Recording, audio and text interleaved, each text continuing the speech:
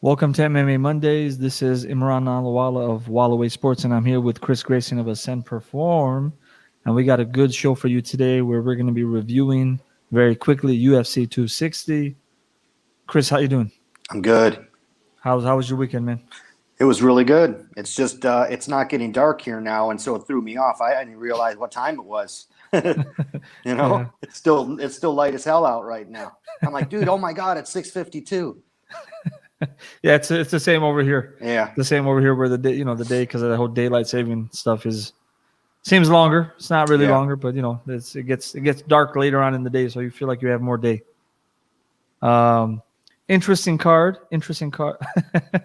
I can't share this comment because Paul just commented. What did he say? I can't say it.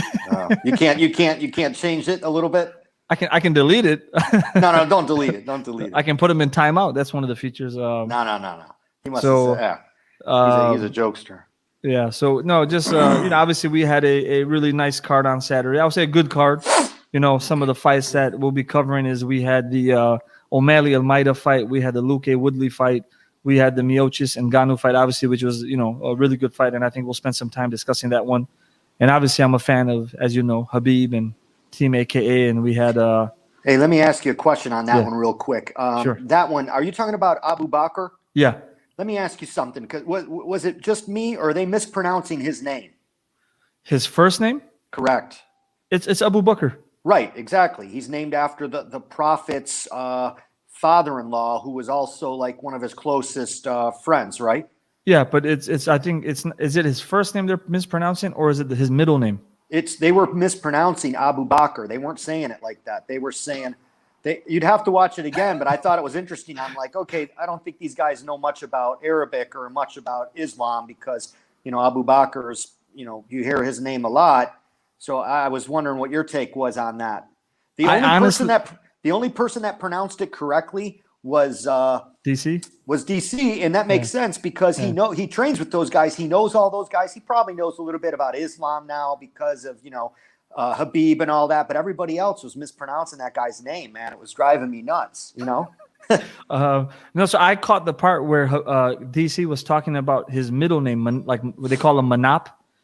Yeah, that's a nickname though, or something, no, or a middle name. But yeah. No, I think it's his real name, but because I think here, let me pull it up. I think because Khabib's father's name was Abu Bakr. I know Javier Mendez, they said, was calling him that, and DC was trying to tell everybody if they heard that, what he was saying, because I think even DC might have said it a few times as well, because people have an easier time saying that for his name as opposed to Abu Bakr.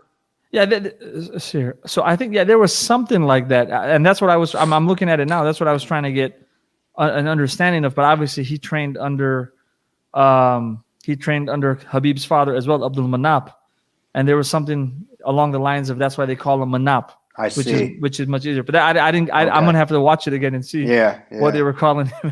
Because that's very interesting. But his fight. Did you watch the highlights or did you catch it? Because I know it was a prelim fight. I caught that fight. Yeah. Okay. Yeah, I caught that fight. What did you see?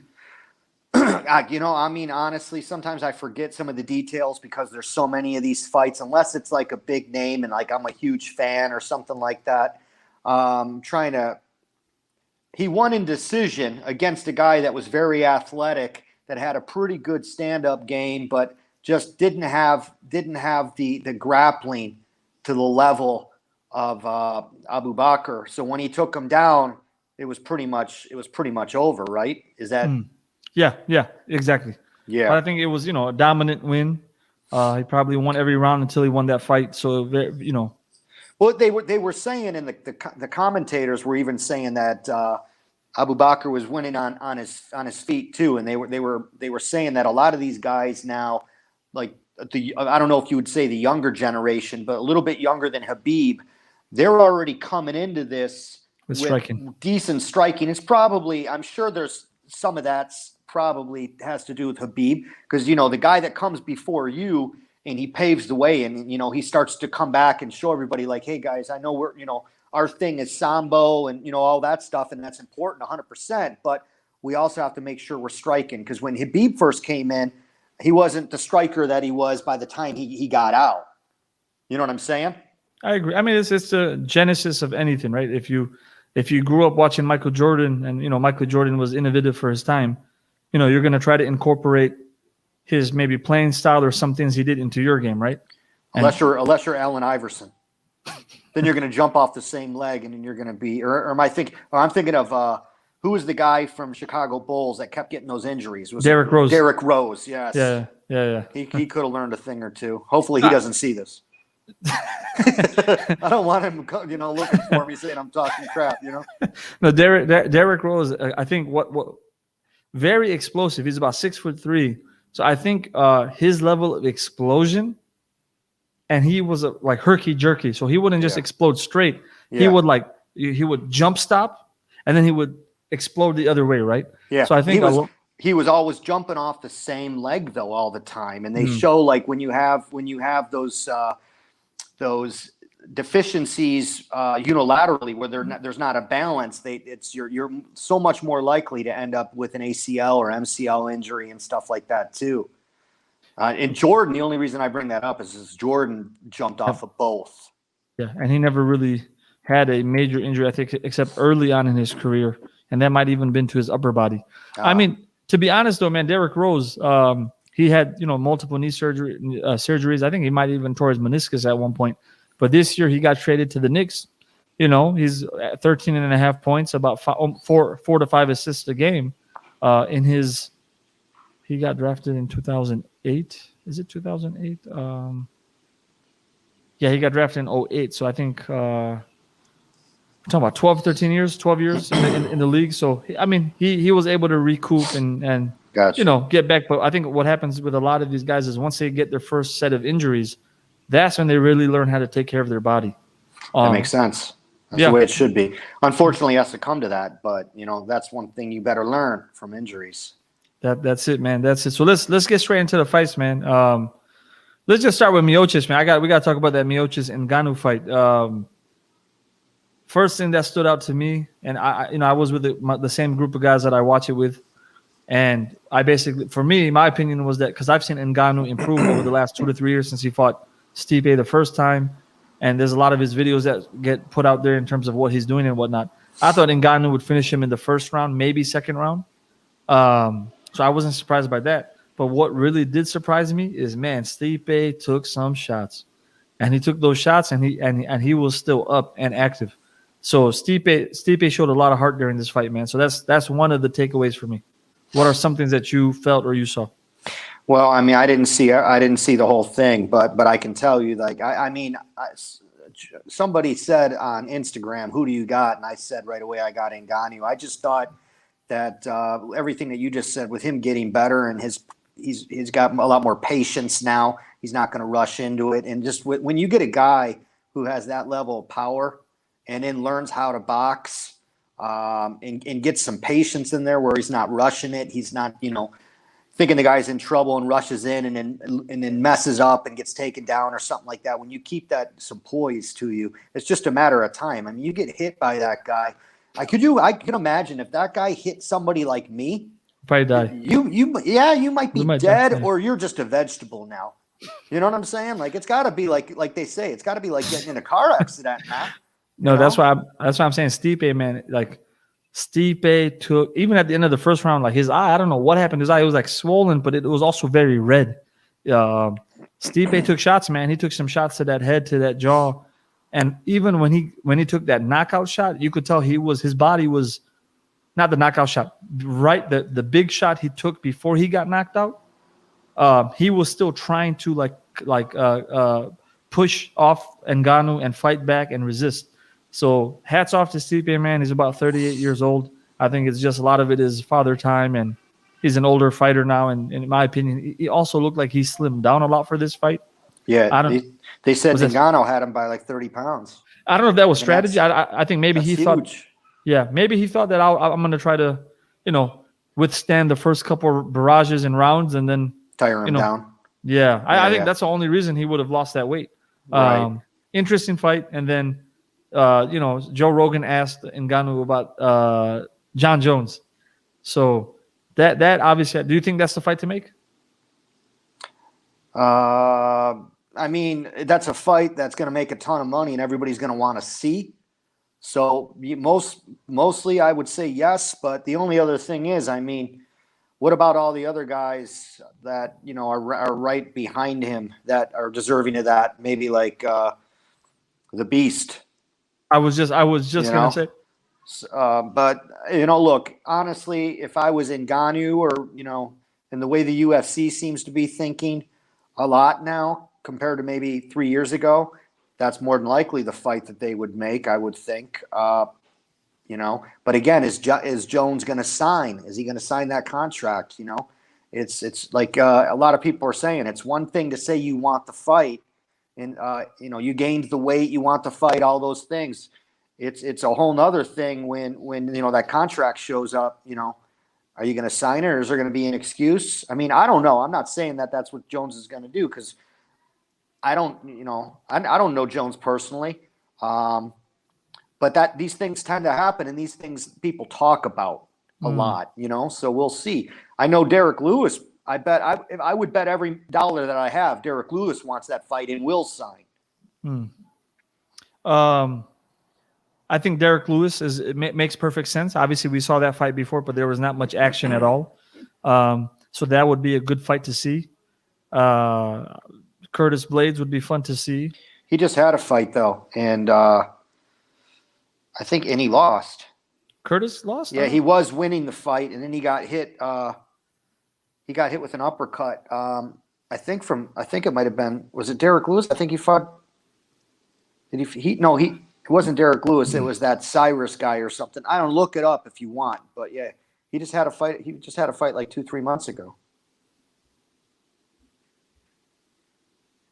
Yeah, he just lost to Derek Lewis. That's the fight where he got knocked. Yes. And he was doing good. He was doing good, man. Very athletic guy.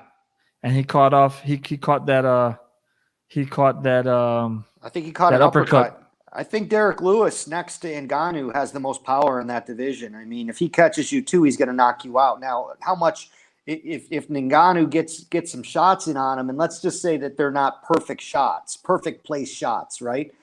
Does Lewis have the chin to, you know, be able to take a couple of those? I mean, I don't know, because they didn't they already fight once? There was not much action. They were booed a lot, I think, because they were both afraid or, you know, observant of each other's power. Okay, all right. So if that's the case, then I think that fight has to happen. Now, I'm not saying whether or not that should be the next fight. I mean, me personally, I think it should be, but I mean, I'm a big guy in following somewhat of an order of rankings and not just these money fights. But you know, I mean, look, I would pick Derek Lewis number one. It will still be interesting to see Curtis Blades go against him. It depends on how active Ngannou wants to be. Someone who I really like, but you know, I think he has a lot of potential is Volkov. I don't know if you remember the Volkov Derek Lewis fight. Yeah, Volkov was winning that fight hands down, tuning him up. Down. Until the very end, yeah. Until the very end, yeah. That guy's very good, man. So there's some interesting names in the heavyweight division, but let's say John Jones does wind up getting the fight. A lot of the guys I was discussing this with thought that Ngannou would beat John Jones like easily, but I said I don't think it would be that easy because I think John Jones' approach wouldn't be to fight him like a heavyweight, right? You know, I would think that fight to me would be very similar to the Israel Adesanya fight against John Blachowicz. Could he win? Absolutely. It all is going to be dependent on his game plan and how well his game plan works. Look, the bottom line is, this is just my opinion, okay? The bottom line to me is if Ngannou gets some good shots in on you, some well-placed shots, John Jones is going out. I think anybody would. But if he can manage distance, keep him at, you know, the end of his jab at range, and he can control that distance and maybe get him into some deeper rounds, John Jones could win that fight, I believe, 100%. Just like Israel Adesanya could win that fight against Jan Blachowicz. It just, Jan came in and, you know, disrupted his game plan. I think that Ngannou could do the same thing. I think the example maybe for me doesn't resonate because with Jan took Israel down, right? And that's really where he wore him down. But I don't see Ngannou taking down John Jones and keeping him down on the mat. Do you No, see neither that? do I. No. Okay. I don't see that. I'm just saying that what I mean is that if John Jones has a good game plan and executes it damn near perfectly, I think he could win that fight. But if Ngannou is able to, I don't know, whatever he has to do, get close enough, get inside to not allow you to control distance and kind of control the dance, so to speak, and he can get in there and he can, get some shots in, I don't think there's anybody that's going to take some shots from that guy and walk away. How about an in prime? How about a Daniel Cormier from 4 to 5 years ago against Ngannou? What would you see? And I'm sorry, Daniel Cormier, Ngannou, man. You saw what DC did to Derek Lewis, right? With a bad back.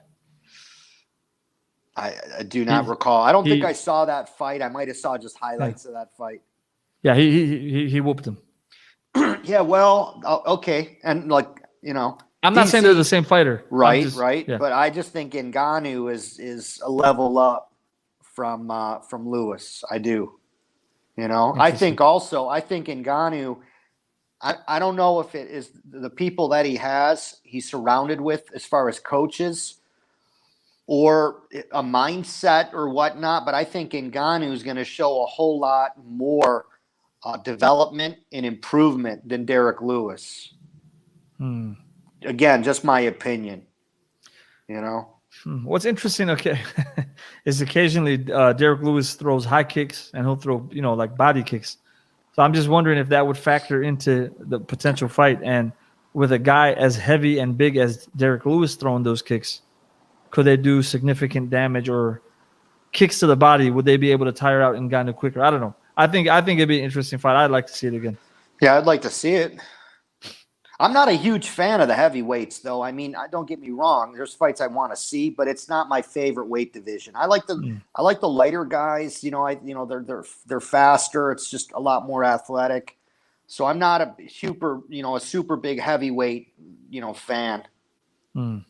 So then let's transition away from the heavyweights, and let's talk about another fight that we had in Tyron Woodley versus Vicente Luque, which was a welterweight fight. Obviously finished within 1 round.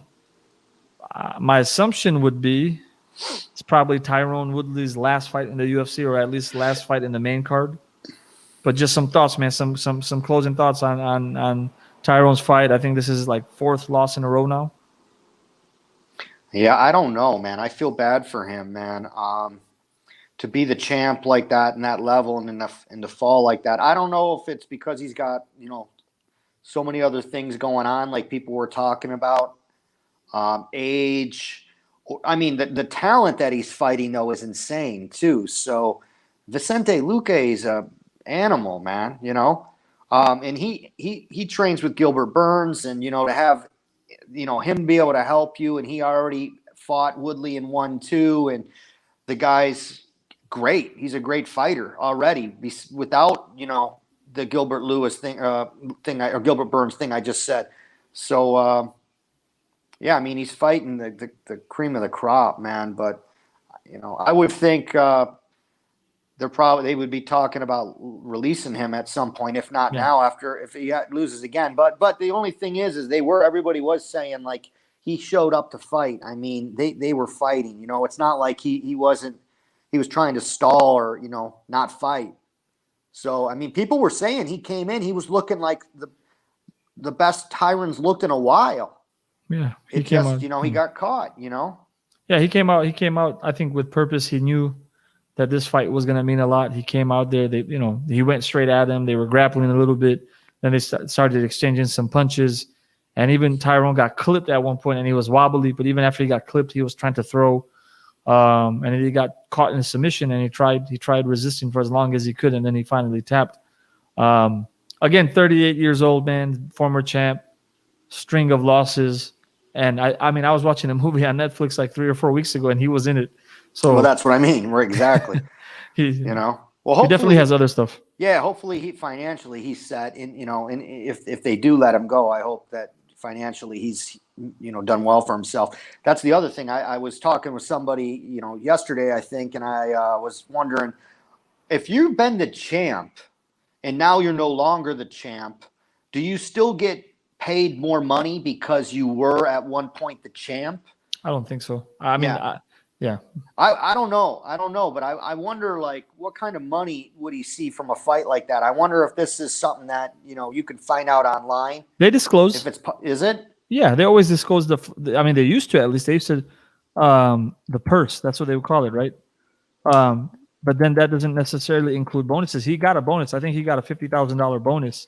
All right, but but I don't know. Does he get the $50,000 bonus, or does just Vicente Luque get the $50,000 bonus? Because he won. So to get fight of the night or knockout of the night or so, like, look, if like, let's say they give a $50,000 bonus to knockout of the night, and I knocked you out, do you get $50,000 for getting knocked out? I don't think it works like that. So it says, I'll tell you right here. I'm gonna give you his last few fights. All right. So let's go back a little bit.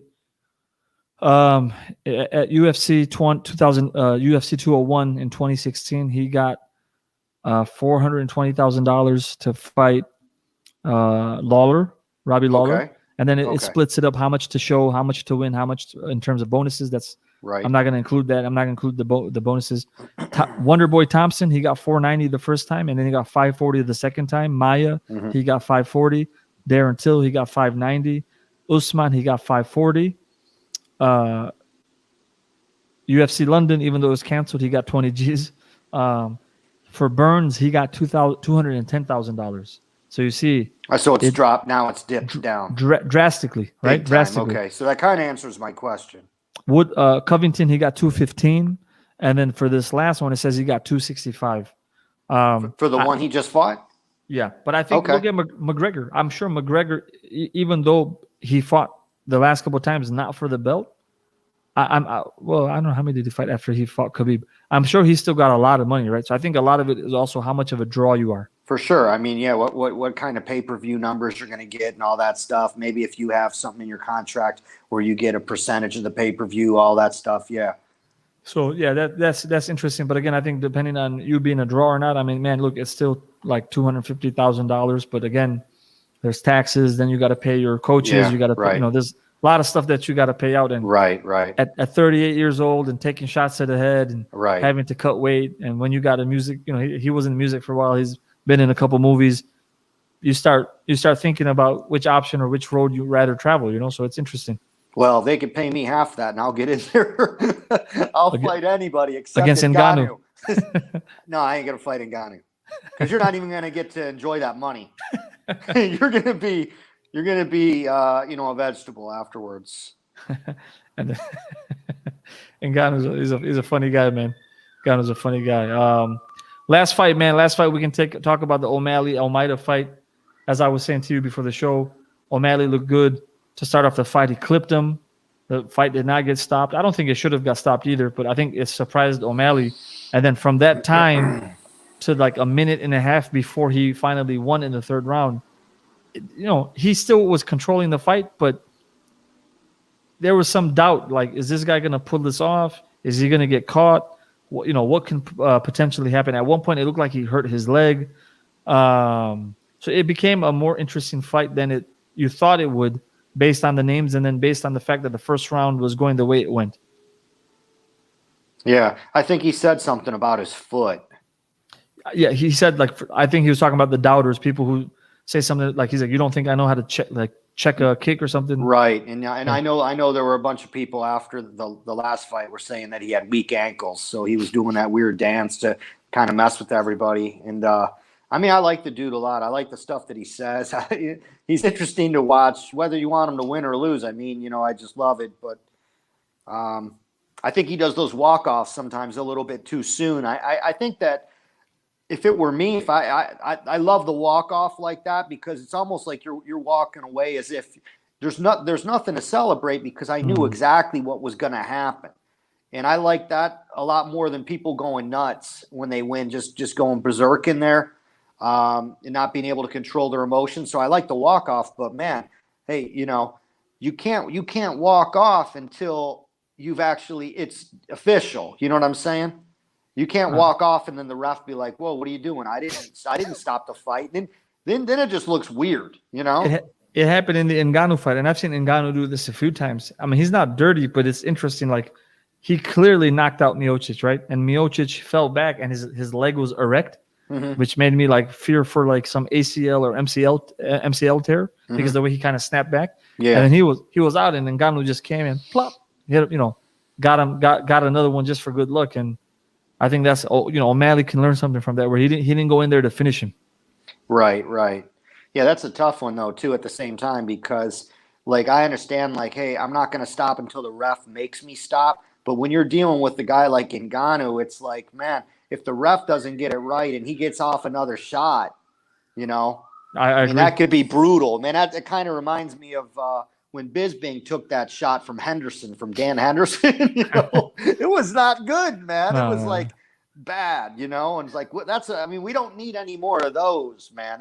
That's nasty stuff. But yeah, you can't do the walk off before this, the ref stops the fight, because then it looks kind of like you don't respect your opponent at all. And this is just like some, fight after high school, that you really don't want to be in, It's like, dude, no, come on, man. I love the walk-off, man. I do. I think, and O'Malley's the guy, he's popular. I mean, when I think of a walk-off, I think of O'Malley. But yeah, he just did that a little bit prematurely. And then to start back up, it's just weird, right? Like, okay, are we still fighting or what, I agree. It's going to be interesting to see who O'Malley fights for his next fight, and how soon he can fight. But quickly, just to end the show, man, we got this card coming up on April 24th. Masvidal versus Usman again. There obviously some bad blood there. We got Rose versus, how do you pronounce her name? Wei Li. Yeah, Wei Li. Oh yeah, she's a great fighter. Love watching her fight. Great fighter. We got so is Rose. So is Rose. Yeah. And I love Trevor Whitman, man. That's one of my favorite guys. So I'd like to see her win, but she's got that's a serious test right there for both of them. Wei Li is a freak athlete, ridiculously fast. She reminds me of Valenchenko. Shevchenko? You mean Valentina? Yes. She's also fighting. Is she? Where's she? I can barely see the screen. She's fighting against Jessica Andrade. Oh, Andrade. Yeah, I've got Valentina on that. And you got Uriah Hall versus Chris Weidman. Oh, that's a tough fight, man. It depends how Chris Weidman shows up. What Chris Weidman's showing up. And Uriah Hall, what I used to think about him, I thought the guy was unreal, but then he went through this period where it felt like he had some I don't know, maybe some type of self-belief issues. And then I remember he won one fight, and it almost feels like he rose above that. So that guy too, freak athlete, but I don't know if I had to choose between those. That might be the hardest one for me to choose. Yeah, that's. I mean, I like the main event, man. I like the main card, and then you got Anthony Smith versus Jimmy Crute. So I'd like to see what the odds are on that. Yeah, I mean, betting odds. And the top three fights: Kamaru, Masvidal, Rose, Wei Li, and then Valentina versus Jessica. Those fights are going to be good. Yeah, who you got in the main event? I got Usman, man. Yeah, me too. Yeah, I got Usman. Usman's a guy who's been improving, man. Yeah. He doesn't seem to be like the guy that gets comfortable and like doesn't go and train 100%, like takes his foot off the gas and only gives it 70 or 80. He doesn't seem like he's the guy. He seems like he's 100%, And what's nice is it looks like he's going to be an active champion, right? Where he's actually fighting guys. I mean, this is going to be the second time that he's fought Masvidal. So he beat Tyrone Woodley. He fought Kobe. He fought Masvidal. He fought Burns, and now he's fighting Masvidal again. Yeah, so, you know what? I mean, I get the whole thing and how they pumped it up, and how Masvidal said he didn't even have really a camp and all that, and I get that. But I mean, look, do I want to see the fight? Yeah, but I'd rather have seen Masvidal fight Covington. I agree. There's bad blood there, and that fight to me makes more sense. I mean, who's Covington supposed to fight? They don't even have anybody for him right now, right? I don't think so. Yeah, which is strange. He's just kind of floating out there in limbo right now. Kind of like how Leon Edwards was just floating out there. Sure. Like, dude, are you going to who's what's going on? Is it the UFC or is it him and he's just waiting off, fighting the champ, or what is it? I looked up Kobe. I don't see anything coming up for Kobe, man. Yeah, I know, but there's no talk. I've heard nobody ask Dana White about that. I've heard nothing about that. But you got a fight now coming up with for the lightweight belt, right? Because Habib's officially relinquished it and retired. So we got that fight. And then you got McGregor, who's supposed to be fighting Poirier because he wanted the money fight, and that I get. That part I get 100%. I think Poirier is making a mistake, man. Not trying to fight for the belt. I don't think he is. For a couple of reasons. First of all, I don't want to knock any fighter for wanting to fight for money, because I would too. Money matters, man. But McGregor, man, not only are you going to make the money, but also the fact that McGregor won the first fight, he won the second fight. A lot of people want to see, like, was this a fluke? If this wouldn't have happened, if he wouldn't have been able to do that to his leg, or if Conor could check that, or if it wouldn't have happened, would it have been any different? And so now, if Conor goes back and he learns how to defend that or something like that, what will we see now if he can somehow neutralize that? So for me as a fan, those are two, two things. I agree. No, it's exciting, but here's the thing, right? Khabib is gone. Khabib beat Conor. Khabib beat Dustin. Khabib beat Justin, right? The guy that gave him the hardest time out of those guys, in my opinion, was Dustin Poirier, right? I think even though Conor lasted maybe one more round, but Dustin put Khabib in some dangerous positions. He didn't capitalize off of them. So if I'm Dustin, I just handled, okay, I lost to Khabib, but then I handled Conor McGregor, which not even, I mean, I love Habib, but not even Habib handled him at that level, right? In terms of just striking and taking him out, TKOing him.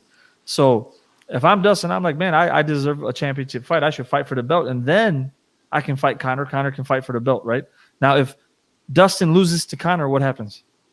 He's probably not going to fight for the belt right away, right? I don't know.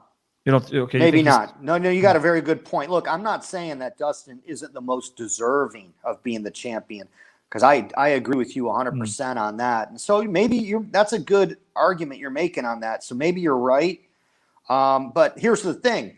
What if we said, hey, Imran, but he's going to make $10 million? Does that change anything? I mean, at the end of the day, Dustin's the one who's approving the fight. So he's the one who's saying that I want the money, right? So because maybe like let's just say I'm Dustin Poirier for a minute, and I want to fight for the belt. I'm the most deserving for that. I should be the champ. I'll fight for it.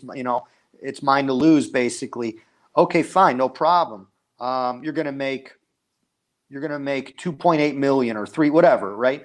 Or you can fight McGregor and make 10 million and retire. You know what I'm saying? Like, yeah. Well, I don't know if you'll retire, but I mean, money's got to factor into it a little bit. I mean, these people, you can't be a fighter forever. They work hard. Yeah, you do need to make money. I get that, but if he lost to McGregor, I'll tell you this right now: if that fight, if I was a betting man, I'm betting on Poirier. I am too. I'm betting on Poirier because I think that he's too good of a boxer, and I think that he's learned too much from that last fight. And the thing is, if McGregor loses another fight, I mean, of course, the allure of having McGregor around is always going to be there. But I'm just saying it becomes interesting now, right? Where he's lost to Khabib, he's lost to Dustin now twice in a row. So he's 0-3 in his last, or is he 0-3? No, after Khabib, he fought Cowboy, correct? Yeah. Okay, so he won against Cowboy. It's gonna be interesting, man. It's gonna be interesting. One of our viewers, my boy Amr, he's saying Wonder Boy versus Usman. That's the fight. I'd like to see that, man. Yeah, I would like to see that. Chris trains at Wonder Boy's school, right, Chris? Yes. And he lives very close to Wonder Boy's gym. And then he said Wonder Boy is destroying prospects. Neil, Luque, He says Wonder Boy is a monster. I would love to see Wonder Yeah. Boy versus Usman. I would honestly love to see it. I would too. And then he said the same thing that you said. Covington versus Masvidal. Right, 100%. I They agree. got bad blood, and that's a very competitive fight right there. And then he said, GOAT podcast host. Nice. And then we still can't share what just Paul said, though. I'm just gonna. That's fine. He was probably talking about me. Yeah. That's fine. He called you something that rhymes with sushi. Well, not really with Oh, sushi. that's that's one of his favorite words. It's weird, you know. Oh, well, I'm 47 years old. I don't know what he wants from me, you know. I mean, what do you want from me, bro? I'm damn near 50 years old, you know. Oh man, yeah. Just Paul, we got to talk, brother. We got to talk about this. Gotta work. No, man. What he's got to do is get that vocabulary. I mean, come on, bro. You're smarter than that. Come on. You know? So what are you saying? This is the demeanor or approach a middle schooler takes. Is that what you're saying? Yeah, it's you know, you gotta come at me with something better than that, man. You know, come on. Oh man. So guys, we covered the latest UFC card. And then we talked about the card coming up in about 3 weeks with this amazing main card. As always, thank you guys for listening. Please do like, subscribe, and forward. And we'll see you guys next week. Chris, any closing remarks from you, my man? Nothing right now. I just got me thinking about the Wonder Boy Usman fight, man. And it'll be a great fight. I think that's probably, there's talks probably about that because he's called him out recently, to my knowledge, and he's 100%. You're talking about Usman? It's called out Wonder Boy, or no? Wonder Boy's talked about him, to my knowledge, and he's 100%, and that would be a great fight to make. I'd love to see that fight. His length, man, his length would. I think it could pose a problem. Big time. Yeah, big time. Awesome. So, all right, guys, we'll see y'all next week, and tune in. See y'all later.